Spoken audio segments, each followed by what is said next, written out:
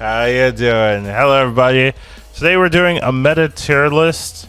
So we are going to go through the strongest decks in August. It's not exactly a meta tier list. It's more like a meta list. It's all the decks in there I think are pretty strong, pretty competitive. So it's not like, oh, the top one is the best and only use that. Anything in there I think is pretty powerful. So just have something to play during the end of the season. So as we start, first things off, I do want to kind of give an overview of what this list will look like, just so you have a better guide of what each image represents and just little things to kind of help you out here. So here we have kind of the blueprint of it. We're going to have the archetype name. Then the first list is usually going to be the popular list. Sometimes the popular list is also the best list, but usually the popular list is what you can expect people to play, what people will net deck, that kind of thing. So it just gives you an idea of what to play into, what to play around, what to expect. Second one is usually the most high performing list. These are like the stronger lists. But usually the popular lists are popular for a reason. They do well. They're clear cut. They're easy to pilot a lot of the time. So it's not a slight to pick the popular list over the high performing list. And usually the high performing list has less plays. So it's not necessarily that they're better. They just have some advantages being less played, and usually maybe having some tech cards that are good into the meta. So just be careful. Don't blindly look at the second list and be like, oh, that's the one I was going to play. There's always some thought to be made when choosing your list. And then the third one is either a third list, but sometimes they're going to be card replacements. So usually when there are Series 4, Series 5 cards in these type of videos, I always get people asking me, hey, what can I replace it with? I'm trying to get ahead of that, trying to put some replacements for a lot of the Series 4, Series 5 cards that people don't normally have, so that you can replace them and have the deck work functionally if that's the deck you want to pick. So that's the idea there. If there aren't any Series 4, Series 5s, or it's hard to remove their core cards or something like that, I usually just have a third list for people to have. So first off, first deck we will be talking about, I think this one's pretty obvious, is the Absorbing Man Brood decks. So this has popped up in the meta super hard. It didn't get touched by the changes in the OTA. And just Forge into Brood into Absorbing Man is such a strong combo. People have been trying to get ahead of it, trying to do things like Shadow King, trying to do things like Cosmo. But the consistency of that, while not being the only win condition, as people have adjusted the deck, has made it just a viable composition to play, and just feels very, very strong when you can get the combo off. So very, very strong deck, has some of the highest win rates in the game right now. Definitely something you want to at least be aware of, so you can at least play around it in some ways if you know what they're going to do. And we do have some replacements as well for Legion and Ironlide, which are some of the more common adjustments that people won't have in this deck. But yeah, very overall strong list. Something to recommend if you haven't tried it at least a little bit. I would say try it a bit and see if you like this deck, and then move from there. Next up we have SheNaut.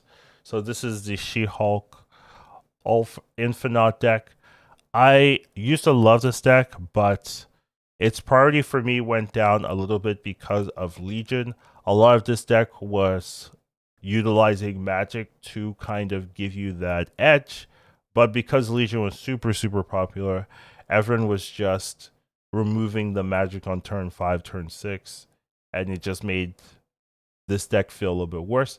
Now I'd say that there's definitely less Legion going around, and its stats just are very good. Even during the Legion meta, it still was a very competitive deck. Now with Legion losing some priority, you can definitely have more value with this. And there are ways to get around Legion. Cosmo in the right lanes, Leech in the right lanes can definitely do some work for you. So it's still a pretty powerful deck, something I recommend. The one thing I did make was, if you didn't have High Evolutionary, where the original list do run High Evolutionary, I do have a non-High Evolutionary version in the third list, so that for people that just don't have High Evolutionary, still want to try this, you can. So just keep that in mind. Next up, we have Destroy. So Destroy is a super popular archetype. I think the most popular archetype right now in the game. So you see a lot of Destroy decks. And it makes sense because a lot of the cards released this month are very Destroy focused. X23 can do Destroy. Even Silver Samurai can do Destroy. Dakin can do Destroy. So just all the cards this month are pretty Destroy focused. So it makes sense that this month a lot of people are really leading into the Destroy archetype. But yeah, very popular list to play. X23 has found its place currently in these type of decks. So there are going to be some people that don't have it, right? And there's definitely some replacements you can do. So try it out, right? Destroy was still functioning way before X23, so it's not a core card at all. It's just in the most popular cards and also a high performing card to be added. So it is a good card in this archetype, but you can just play Destroy without it for sure. Next up, we have Sauron Shuri, right? So Shuri actually is doing really well in the meta, which I think is pretty nice. Even though it got nerfed, it still has a place. It can still win games. Shuri into Red Skull or Shuri into Vision into Taskmaster is still a lot of power to place down. And even if they know exactly where you're going to put the Vision or the Red Skull initially, it's still so much time, power, and you can definitely mitigate it pretty easily. So still pretty powerful deck, has a lot of good stats. Feel free to play Shuri if you want. Sauron, I would say, is pretty necessary in this versions of the list. There's other Shuri lists that don't necessarily need Sauron, but Sauron just allows so many of your cards to be pretty powerful. Mary, Red Skull, Ebony Maw, Lizard, it just does a lot for you. Next up, we have Shuri Kitty. So this is a different list where instead of revolving around the Red Skull, you're revolving around the Kitty. Your main goal is to play Shuri into Kitty, into Taskmaster, and just get huge kitties. You could definitely see 20 plus kitties, and it just ends up being like a very powerful deck as well. A lot of movements added to it to kind of remove the predictability of where the Shuris are going to land. So a lot of power here. Very similar to the Sauron list, but just has a little bit more movement, a little bit more early scaling. Pretty nice list overall. Next up, we have Darkhawk Zabu. So I know Rockslide got adjusted, but doesn't really seem to mess too much. It's 2 power loss, but you get some consistency. So it's not overall 100% nerf. I do think overall is a nerf, but it's not the end of the world. So Zabu decks still do well. Zabu's been some of the best decks in the game since it's been released, and it probably won't change with this adjustment. So you can still play Darkhawk Zabu, and there's always dinos to do if you want to add dino in there. And we have some just classic Zabus. Doctor Doom's being added back again with the buff to it. So I'm happy to see that. Big fan of all these cards, really. So definitely, if you like Darkhawk, if you like Zabu, feel free to run this deck and see how it feels for you. Next up, we have Discard. So this one I had to put some replacements. I was trying to cover most of the Series 4, Series 5. Nebula feels like a card everyone has, but obviously that's not true. So there's definitely some easy replacements for Nebula. It being a 1-drop, there's very nice 1-drops you can definitely put in there. But this card is still super popular. Dakin works super well with Discard. It's almost at this point become a staple to have Dakin in your Discard deck. And there's just a lot of scaling you can do. Spider-Ham got nerfed, so the Apocalypse survives longer. And it's just a really nice deck to play. Pretty free-flowing and pretty direct in how you want to play the games out, right? You put the power down, then you discard everything, then you play your Apocalypse and your Swarms usually. So pretty clean deck. Or you play your Chavez, let your Dracula proc your Apocalypse. That's the other way. But yeah, nice deck, still works. It seems pretty good. And then, of course, we have the Hela version of the discard. I would say this one is a little bit less consistent. I will say that the second list, the high performing list, is my old Hela list. Still the best list. I was happy to see that. But Hela Discard is tons of fun. The popular one does use Tribunal, which some people won't have. Does use Lad, which some people won't have. So if you wanted to take a gander at the popular list without Tribunal or without Iron Lad, I do have this third list that kind of fits into that mode without having to run those expensive cards. So definitely a cool list to run. I do like my second list personally. I think it's funner. But if you want to pick either one you want, and it should be fun for you. Next up, we have the super popular new Silky Smooth deck. So this is a deck that was recently created and kind of jumped into the meta or moved into the meta very effectively. The synergies with Craven and Silk with the Angela spamming just does a lot for you. And with the Captain Marvel, though it did recently get nerfed, you could do a lot of movement in the final turns to really just make your opponent's guess your opponent. Make your opponent guess your game plan. Thank you, Brain. I appreciate you. All right, and second list, generally more interesting, does run Jean Grey and uses Wave to kind of lock down those final turns. Wave is kind of having a resurgence again a little bit since a lot of people are spamming in the final turns. You can Wave to kind of counteract that. And then we do have some replacements if you don't have Jeff or Legion. There's definitely some things you can do pretty clearly. I think Arrow fits very well with a move archetype. You can buff your Craven, and it's just an annoying card sometimes, especially since you can combo with Miles Morales on the final turn. So pretty cool. Next up, we have Galactus. So Galactus is a deck that just won't die, right? People always want to do it. I mean, I can see it being fun, right? It's definitely appeals to a particular type of person, Galactus decks. Not me, but you know, the other people. And it seems it's been viable. It obviously it's less from the heydays of where it was like super easy wave Galactus every time and you couldn't really do too much about it. So happy to see that. And still works well. There's definitely some combos people want to do. It's interesting that the high performing deck uses Orca. You know, I wouldn't have guessed that, but it seems like people have made that work. I would say it's more due Daredevil being broken, right? Daredevil Professor X is just really strong, and you just have a secondary way to win, right? If you don't have Wave into Galactus, you can go Daredevil Professor X and then Orca, boom, and kill something. I don't know, but yeah, pretty interesting archetype, and always will have. I mean, as long as nothing changes, it will have a place in the meta. So, you know, you always have to be prepared if you see a wave, if you see things like that, just be prepared of that happening for you. Next up, we have Darkhawk Zabu Darkhawk again. Huh. Guess I put it twice. Who would have guessed?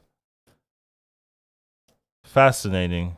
Well, we can skip that. I believe this third list though is different from the initial. I know now I'm breaking the flow of the video. I know. How dare me. Yeah, the third list is different. So that is something. I guess you have 4 lists. I'm a big Darkhawk Zabu fan, so I had to do it twice, you know. Had to do it to him. All right, moving on. We do have Samurai. So this is the Silver Samurai decks. I wouldn't say that they've become super popular or meta breaking or anything. I was pretty excited for the card, but I wouldn't necessarily say it's changed the meta at all. Like I do see it sometimes, but I'm not like, oh my god, you know, Silver Samurai deck. Oh my, what will I do? It's been played in discard, which I think makes sense, and then it's also being played in Black Bolt decks, which I also think makes sense. So not too surprising. Just seems like a decent card, not game breaking, but something if you have and you want to try, maybe it'll be better in the future meta as well. Next up, we have Thanos Control. So Thanos always is an interesting card to evaluate because it feels broken sometimes, right? Like you're playing with it, they have the stones, they can do weird curves that other decks can't do. You've got the Professor X lockdown.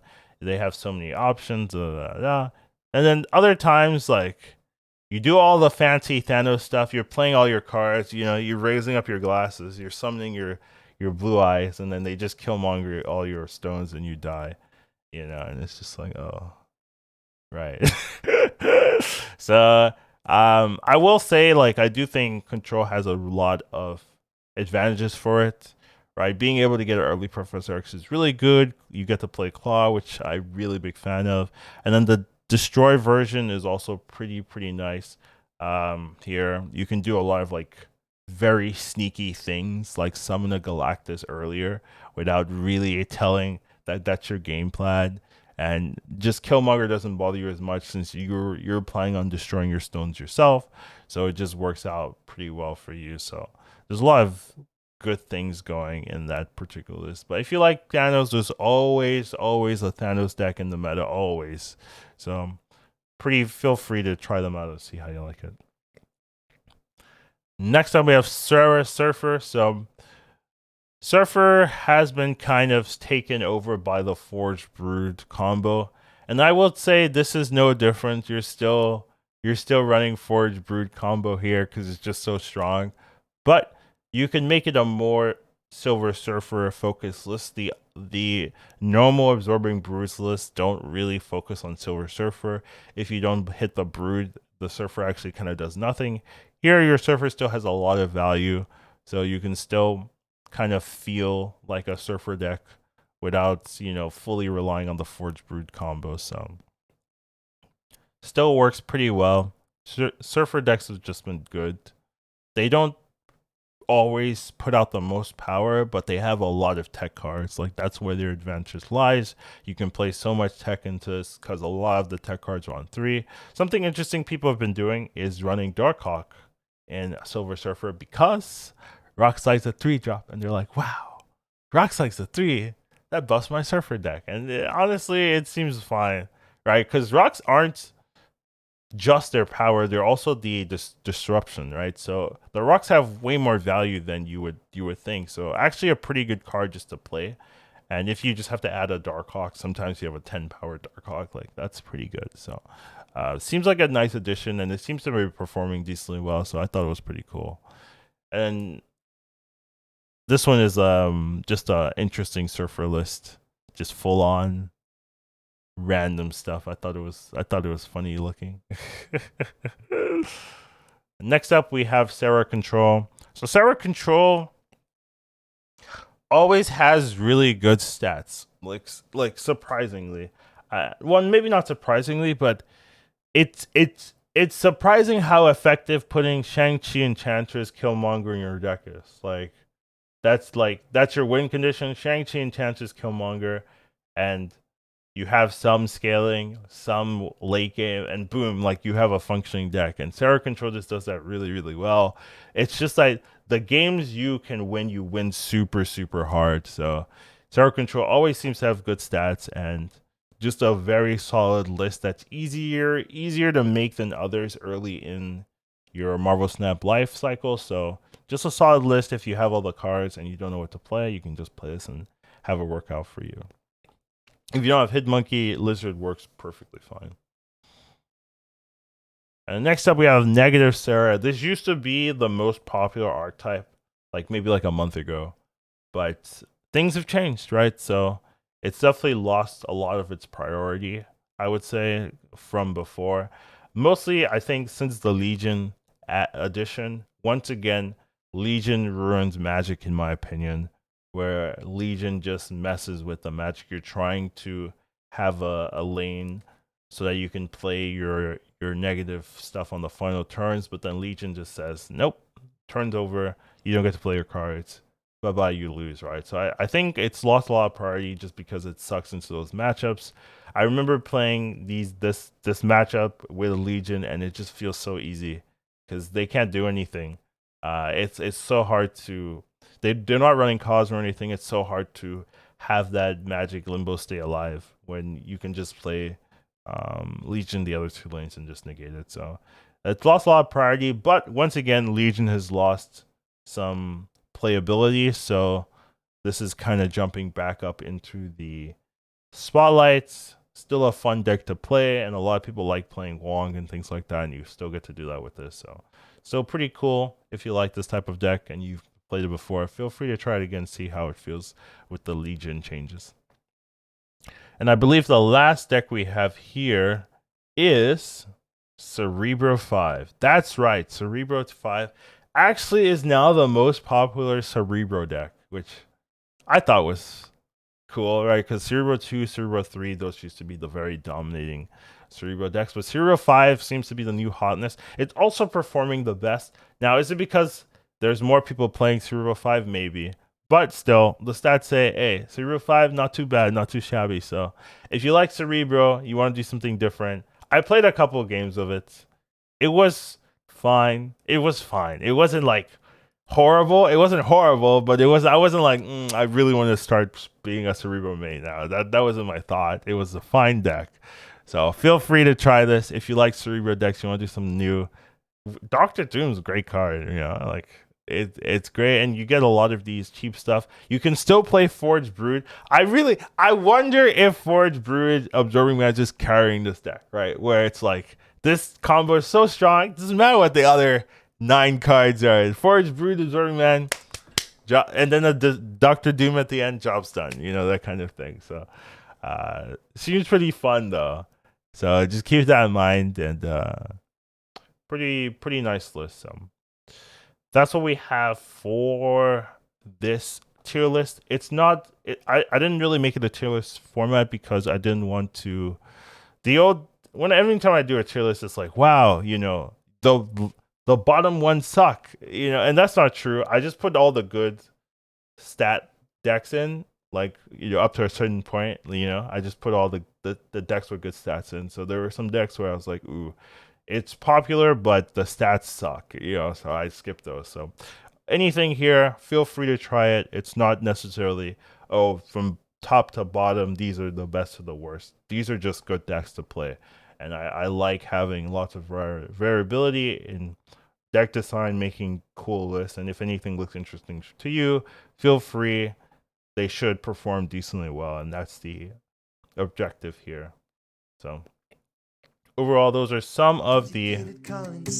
Oh, whoops, that's the wrong button. Once you watch him, you won't go back. Yep, we're ending. See you in the next one. Take care, everybody. Have a wonderful rest of your day.